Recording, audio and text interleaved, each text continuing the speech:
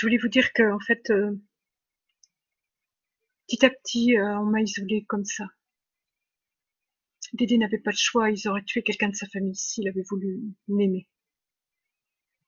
C'est très douloureux quand vous aimez quelqu'un et que les filles de votre lycée viennent vous dire qu'en fait, elles ont couché avec lui. Je veux dire, c'était pas de la jalousie que je ressentais. C'est étrange, mais j'ai toujours eu la conviction qu'il m'aimait.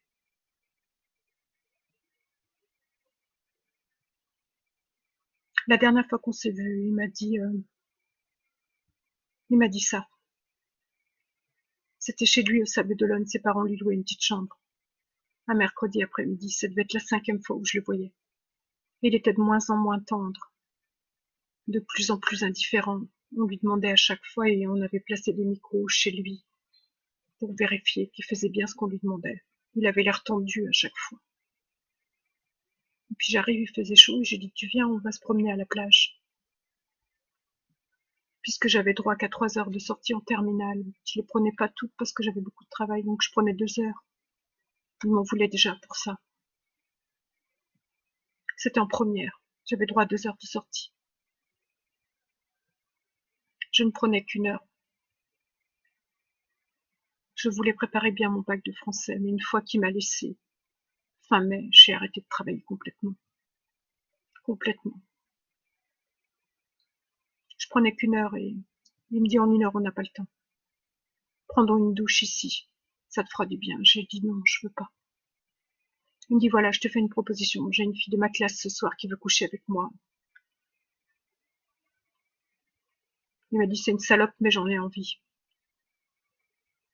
Tu choisis, soit tu couches avec moi tout de suite, soit je couche avec elle ce soir.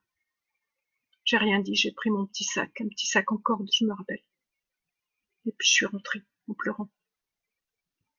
J'ai pleuré tout le long de la route jusqu'à la pension. J'ai pas pris toute mon heure de sortie. Je suis rentrée, j'ai pleuré, pleuré, pleuré. Toute la semaine. Je me rappelle la prof de français, comment elle m'a engueulée. J'écoutais plus rien, je ne travaillais plus. J'ai eu 10 à l'oral de français alors que j'étais une bonne élève et 11 à l'écrit. J'avais une moyenne de 13 d'année.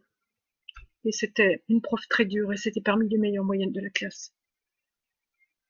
Mais j'ai tout laissé tomber. J'avais des...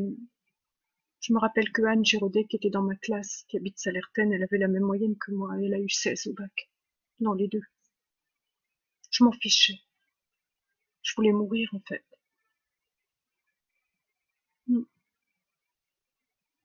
Puis après, en terminale, toutes ces filles qui venaient me parler de lui. Vous voyez bien que c'était pas ordinaire, que dans la réalité, ces choses-là n'existent pas. J'ai commencé à déprimer. En 2e année de fac,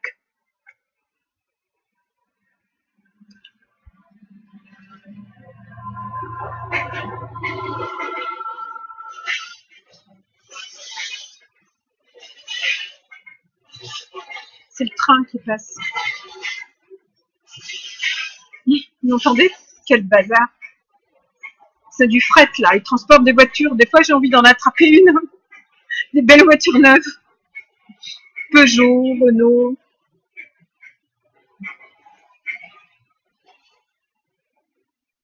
Voilà. Il n'y en a pas beaucoup dans la journée. Vous savez, tout était prévu à l'avance.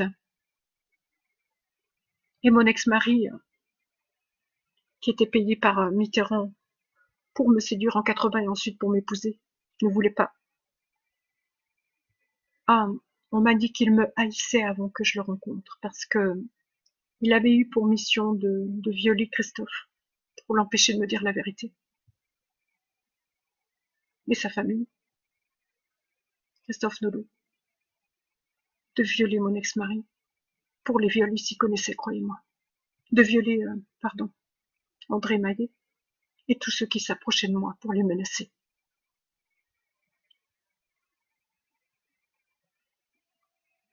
Vous savez, Philippe, qui était quelqu'un de très résistant, Il voulait pas qu'on me fasse souffrir comme ça. Il savait, Philippe Brignot, celui qui travaille chez Schumberger. Vous pouvez chercher. Tapez Philippe Brignot, Schumberger, Singapour, une des filiales. Il fabrique des puces pour les portables et pour les machines pour payer les stationnements dans la rue. Vous voyez les odorateurs. C'est quelqu'un de très très intelligent. Très intelligent. Il a fait maths sup, maths p, puis une école d'ingénieur. Et Christophe, il a fait Sciences Éco, puis après Sciences Po. Très intelligent. Tous les trois, on s'entendait très bien. Très bien.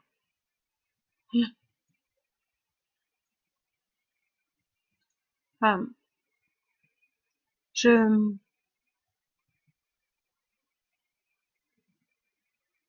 reviens sur tout ce qui a été prévu. En fait, ils se sont dit, voilà, on va la faire rencontrer un noir qui est moins intelligent que son mari. Il va la séduire, mais après, quand il rencontrera son mari, ce sera un deuxième noir mieux. Il était très intelligent, mon ex-mari, c'est tout ce qu'il avait pour lui. Extrêmement intelligent. Il n'utilise que des gens comme ça. Extrêmement cruel, mais extrêmement intelligent, extrêmement calculateur. Comment, sinon avoir une double vie, complète double vie, que je m'en sois jamais rendu compte. Jamais. Même pas un doute. La comédie, il faut être très intelligent pour la faire, comme était Monsieur Mitterrand. Vous vous en êtes rendu compte? Regardez-le bien, il n'était pas net. Après, on s'en rend compte, en fait. C'est comme la royale. J'ai su la vérité après, j'étais plus étonnée de qui elle était. Pourtant, quand vous la voyez, elle a l'air d'une sainte mitouche. Alors, en deuxième année de fac, Nathalie, avec qui je vivais, une vraie salope. Nathalie Joguet m'a fait rencontrer une bande de Sénégalais avec qui elle couchait depuis longtemps, qui me violaient aussi, dans les partouzes à Salertaine qui avaient lieu autour de mon lit. C'est écœurant, mais c'est vrai. Je les immunisais contre le sida, paraît-il, quand ils couchaient avec moi. Vous vous rendez compte de ça? Voilà pourquoi des gens viennent du monde entier pour me violer. Ça rapporte beaucoup d'argent à la mafia. Mais mon mari, lui, de ça, il s'en fichait. Il voulait me tuer parce qu'il savait que je l'aimerais jamais et il voulait pas qu'on l'oblige à se marier avec quelqu'un qu'il haïssait. En fait, il m'aimait d'une façon maladive. Voilà, c'est ça. Sinon, il n'aurait pas voulu me tuer. Vous voyez, comme Johnny, je l'aimais, mais je l'ai tué. C'était ça. C'était une espèce de possession. C'est parce que Lynn était sa voisine de palier qui lui faisait la cour et que elle s'intéressait pas à lui qui l'a tué. Violé et tué. Je veux dire, il n'aurait pas eu de sentiment pour elle. Il l'aurait pas tué. Il ne tuait que les gens qu'il aimait, en fait. C'est pathologique. Lynn, je sais qu'elle était très belle. Si je le sais, c'est parce qu'en fait, il a vécu pendant 5 ans avec Marie-Thérèse Gabory, qui s'appelle Gadé, qui vit 77 boulevard du Charbonneau, dont je parle dans mes articles. Elle a aussi un bracelet électronique avec son mari, parce qu'ils sont pédophiles, avec leurs 4 enfants. Ils font tous partie d'un réseau. Ne pensez pas que toute la ville soit pédophile. Hein. C'est l'impression que j'ai eue quand on m'a tout raconté. Je voyais des pédophiles partout. Mais non, c'est un réseau qui reste minoritaire, mais très puissant. Parce qu'ils volent de l'argent partout. Tous les élus de gauche détournent de l'argent pour ça, partout. Il faut savoir que le tram à Nantes, Jean-Marc Ayrault en a détourné une grande partie, avec des complicités à la mairie, comme sur tous les travaux à Nantes. Il est extrêmement riche et il utilise cet argent pour faire tuer des gens qui dérangent, pour harceler, obliger, corrompre. Tous mes voisins ont été corrompus par son argent. Mais il n'apparaît jamais, il utilise des intermédiaires comme Ligonès. Voilà pourquoi ils ont tué Xavier de Ligonès, pour qu'il ne parle pas, parce qu'il se sent pris à la gorge. Alors en 79, j'ai rencontré cette bande de Sénégalais. Il y en avait un qui était charmant et charmeur, qui s'appelait Ousmane, très intelligent, en deuxième année de 3. Moi, j'étais en deuxième année de psycho. J'aurais pu faire n'importe quoi, vous savez, j'avais un bac scientifique et j'ai terminé quand même la première de ma classe. Je vous raconterai après ce qui s'est passé au bac. Il y a eu une erreur dans le sujet, c'était volontaire. Les meilleurs élèves comme moi ont eu 10. Christophe, qui était bon en maths, a eu 3. Christophe Nolot. Il vous le dirait, vous savez. C'était pour baisser ma note. Comme quand mes filles ont passé leur bac en 2003, le sujet est passé à la télé, c'était pour baisser leurs notes. Elles avaient 16 de moyenne en section S. Karim n'a eu que 12. C'était pour lui faire du mal. Elle a frôlé à 4 points la mention bien et on lui a pas donné alors qu'on avait dit que, à cause du sujet de maths, il fallait revoir les notes. Ils l'ont toujours brimée, Karine. Toujours, parce qu'elle a beaucoup de caractère. Elle a beaucoup souffert, Karine. Car elle aussi, mais Karine a plus souffert. Ils essayaient de la casser, en fait. Je vous raconterai tout à ce sujet. Donc, en fait, ce que je ne savais pas, c'est que Ousmane était payé pour me séduire. Une fois qu'il m'a séduit, il m'a présenté ses copines. Ils avaient payé des top modèles. Il était beau, Ousmane est gentil. Qui sortait avec lui pour me faire souffrir. Il m'a jamais embrassé une seule fois. C'était un gars gentil, je vous assure, un Sénégalais. Les gens ont des a priori sur les noirs, sur les... Il faut savoir qu'une fille qui aime un noir, elle l'aime comme s'il était blanc. C'est pas du vice. De toute façon, je connaissais rien en sexe. Je me caressais même pas à l'époque. Je savais rien, c'était sentimental. Et il me faisait rire, Ousmane. Alors, il avait un de ses amis qui s'appelait Pathé. Pathé Sarr, qui était gentil aussi. Et Pathé s'est mis à me draguer. On savait que j'étais très intelligente, c'était pas le type de type.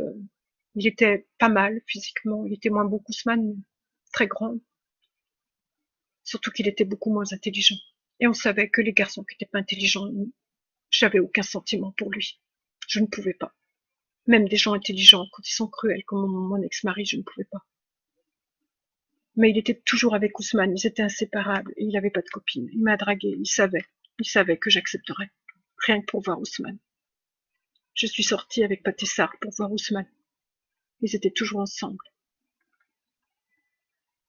Donc la première fois, Pathé m'a dit « Tu veux dormir chez moi ?» Ça faisait déjà longtemps. Je refusais. Il m'a dit « Je te toucherai pas, dors dans mon lit. » Il avait un lit à une place. J'étais très mince à l'époque, puis lui aussi, très grand et très mince. Je faisais 54 kilos et presque 1m70, 1m68. Donc on dormait ensemble. Je mettais sa tenue de sport. J'ai des photos. Un jogging Adidas trop grand parce qu'il faisait beaucoup de foot et de handball. Et on dormait ensemble et il ne me touchait pas. Il m'embrassait, il était tendre et gentil. Il savait que j'y viendrais de toute façon. Mais il m'a jamais violenté, même pas une seule fois. Et puis un jour, j'étais au Pont-Moran, je m'en allais chez lui, il m'avait invité tous à manger du poulet yassa, et je sais pas ce qui se passait, le bus n'arrivait pas. C'était exprès, je pense. Vous savez, avec les moyens qu'ils ont, ils achetaient tout le monde. Donc je me suis dit que j'allais être en retard pour le repas, alors j'ai fait du stop. Et dès que j'ai tendu mon pouce, qu'est-ce qui est apparu très lentement dans son ami 8, qui était toute peinte, il l'avait décorée et peint parce qu'il était artiste, Dédé. André Maillet. Mon cœur a sauté. Je ne l'avais pas vu depuis 2 ans. C'était face au conseil général au Pont-Moran, à côté de la rue Paul Bellamy, à côté de l'Erdre, de l'île de Versailles à Nantes. J'habitais juste à côté de la préfecture, un taudis. Dès qu'il a vu mon pouce, il était payé pour ça. Il a arrêté sa voiture.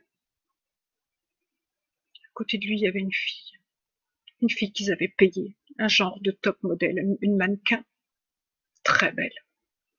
Les cheveux blancs, les cheveux blonds, très longs, très lisses, qui devaient lui tomber jusqu'aux fesses, un visage divin, des habits divins. C'était la mode des sabots à l'époque en bois. J'avais mon jean, des sabots, un pull, je me rappelle, couleur cacadois, parce que j'avais acheté moins cher au solde. Et puis mon sac. Je crois que c'était toujours le même sac en corde. Je me suis trouvée laide. Tout de suite, et ça m'a rappelé toutes ces filles qui couchaient avec lui. Il a arrêté sa voiture 3 ou 4 mètres derrière moi. J'ai continué à tendre mon pouce. J'ai relevé la tête. et j'ai pas voulu regarder.